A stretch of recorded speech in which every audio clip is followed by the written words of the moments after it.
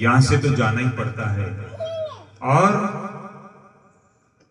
इसमें जो आसक्ति करके रुक जाता है, इसमें मोह ममता करके जो रुक जाता है, तो फिर वापस उसको गाय भैंस घोड़ा गधा कुत्ता बिल्ली बनना पड़ता है। हाँ साहब, हाँ, यहाँ अगर मोह ममता कर लिया तो फिर यहाँ आना ही पड़ता है। भगवान ने कहा अंत काले च मामेव समरन मुक्त्वा कलेवरम या प्रयाति से मदभावम याति नास्ते त्रिसंशय, कि हे अर्जुन, अंत काल में जो जिसका स्मरण करते हुए शरीर छोड़ता है, निश्चय ही वो उसको पा जाता है, इसमें कोई संदेह नहीं है। इसलिए हम अंत काल में अगर संसार को याद किया तो फिर संसार में उनका जन्म होना निश्चित है, और अगर हमने अंत समय में भगवान को याद कर लिया तो फिर भगवान को पा जाते हैं, वहां जन्म मरण की निवृत्ति हो जाती है। इसलिए ये मनुष्य जीवन दुर्लभ है और क्षण भंगुर है। बचपना, जवानी, बुढ़ापा, मृत्यु, ये काल चक्र सबके सिर पे मंडरा रहा है। इसलिए मृत्यु ना आए उससे पहले अपना काम कर लेना चाहिए। इसलिए कहा है कि काल उपावत काल खपावत काल मिलावत है गई माटी, काल हिलावत काल चलावत काल सिखावत है सब आंटी, काल बुलावत काल भुलावत काल डुलावत है बन घाटी, सुंदर काल मिटे तब ही जब ब्रह्म विचार पड़े जब पाटी।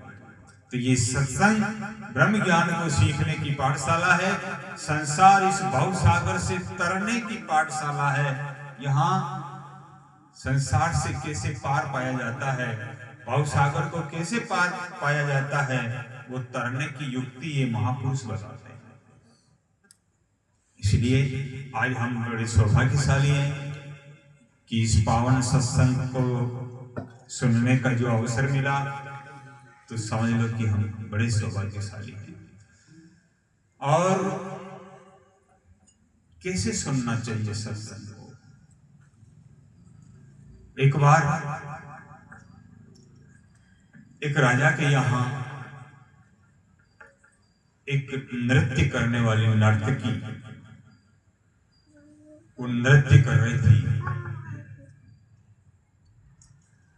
वो बड़ा ही गाना बजाना बहुत अच्छा करती थी, और आपस में जो है उसका प्रचार हो चुका था आसपास में। तो जब राजा ने उसको इनवाइट किया और निमंत्रण दिया, तो उसने कहा कि मेरी 2 शर्त है, अगर वो शर्त आप मान जाते हैं तो मैं जो है आने के लिए तैयार हूं। तो राजा ने कहा बोलो क्या शर्त है? बोले कि मैं तो जब मेरा प्रोग्राम होगा उसी समय ये बात कहूंगी। तो बोले ठीक, पधार जाओ, निमंत्रण आपको दे दिया है और आ जाओ, आपकी जो दोनों शर्तें भले कोई सी हो हमें मंजूर है। उनका जो है प्रोग्राम फिक्स हो गया, तारीख निश्चित हो गई, और उस तारीख के ऊपर जो है वो राज दरबार के अंदर जो है माने गई और अपना प्रोग्राम करने लगी। उससे पहले उसने मंच पे खड़े होकर के कहा कि राजन, मेरी वो 2 शर्तें। बोले बोलो क्या शर्तें हैं? बोले कि पहला तो मैं गाऊंगी, तो मेरी इस गायन के साथ में कोई झूमना नहीं चाहिए, कोई झूमना नहीं चाहिए, और अगर कोई झूम जाता है तो तलवार से उसका गला उतार देना। बोलो मंजूर है?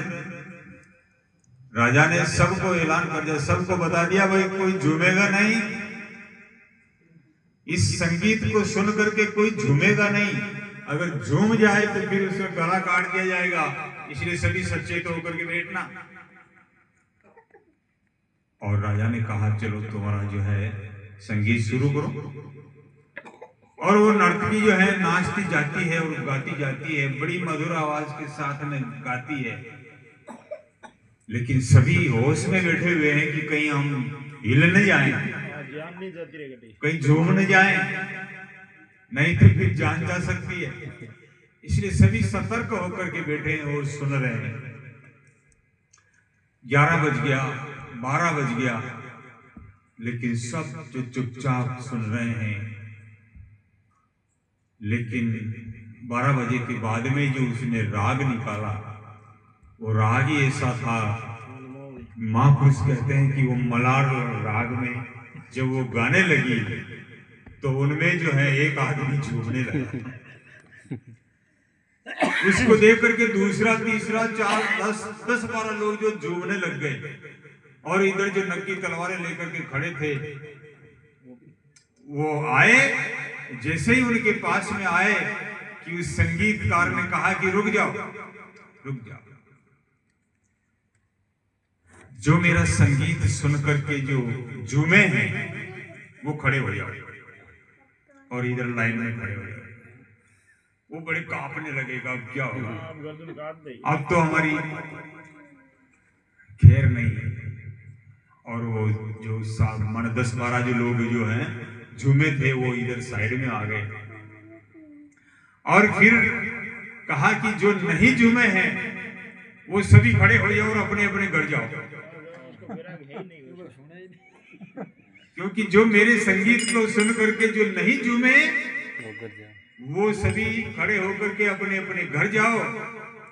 जो मेरे संगीत को सुनने के अधिकारी केवल ये 10-12 लोग हैं जो मौत सामने होते हुए भी मेरे संगीत की इन्होंने कदर की है और ये झूमे हैं। इसलिए तुम सभी घर जाओ और सुनने के अधिकारी केवल यही है।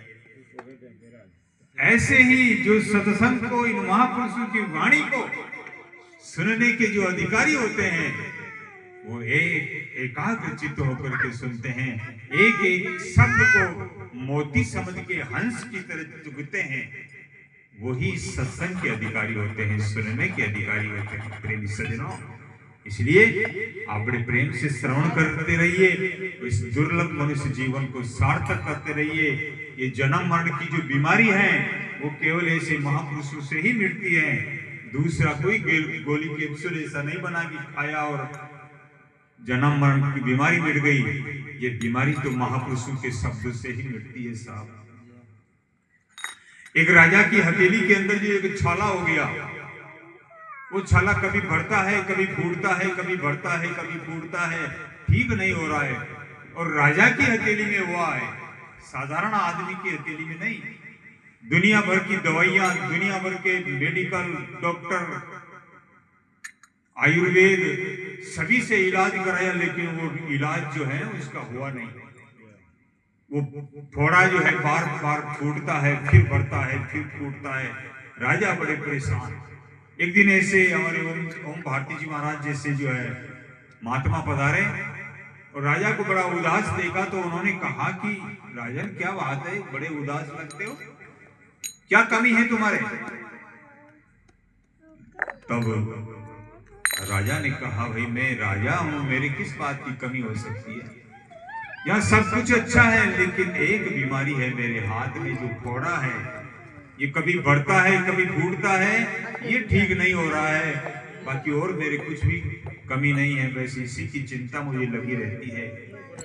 ये बढ़ता है, फूटता है, फिर बढ़ता है, फिर फूटता है।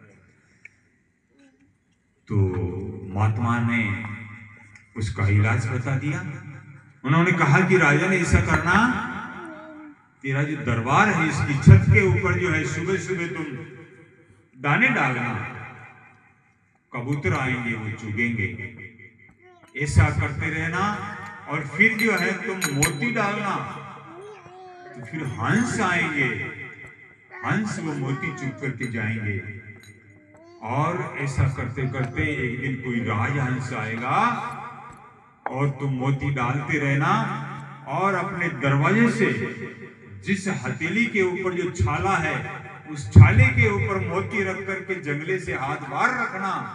और कोई हंस आकर के उस मोती को जब चुगेगा तो उसके मुंह से जो लार पड़ेगी, उस लार से तुम्हारा ये छाला ठीक हो जाएगा।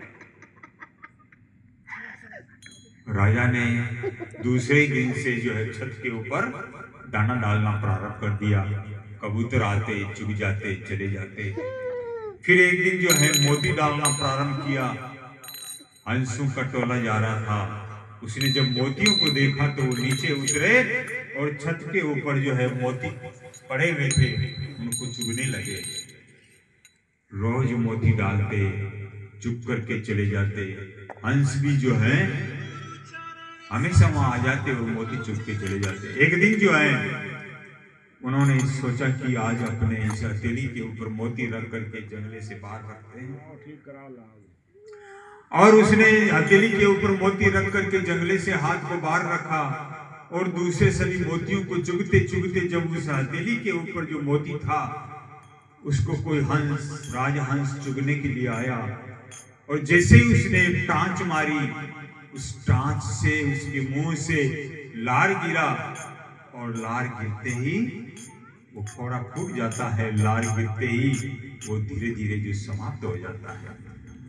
वो बार बार जो फूट रहा था, भर रहा था, फूट रहा था, वो फोड़ा जो है समाप्त हो गया, बीमारी ठीक हो गई। ऐसे ही ये जीवात्मा जो है बड़ा दुखी है। ये राजा है जीवात्मा, और बार बार जन्म रहा है, बार बार मर रहा है, बार बार जन्मना, बार बार मरना। ये फोड़ा बार बार जो है भर रहा है, फूट रहा है, जन्म रहा है, मर रहा है। और कोई ऐसे महापुरुष आए, हंस, परमहंस, राजहंस आए, और वो अपनी वाणी से, उन्होंने प्रवचनों के माध्यम से, अपने शब्दों के माध्यम से उन्होंने तत्वमसी का उपदेश दे दिया, और उसे बोध हो गया। अहम ब्रह्मास्मि की लार पड़ गई उस छाले के ऊपर, और सदा सदा के लिए ये बीमारी, जन्म मृत्यु की बीमारी मिट गई। तो प्रेमी सज्जनों, ये जन्म मरण की बीमारी को, बार बार माता के गर्भ में उल्टे टंगने की बीमारी को, और जठराग्नि में तपने की बीमारी को मेटने की कोई अगर दवा है दुनिया में, तो केवल महापुरुषों की वाणी, ये महापुरुषों का सत्संग है। इसलिए आप बड़े प्रेम से श्रवण करते रहिए। और अब जो है हमारे बीच में सदैव श्री ओम भारती जी महाराज हम सबको लाभ पहुंचाएंगे। आप बड़े प्रेम से श्रवण करेंगे। एक बार बड़ी जोर से जय जयकार बोल सद्गुरुदेव की जय।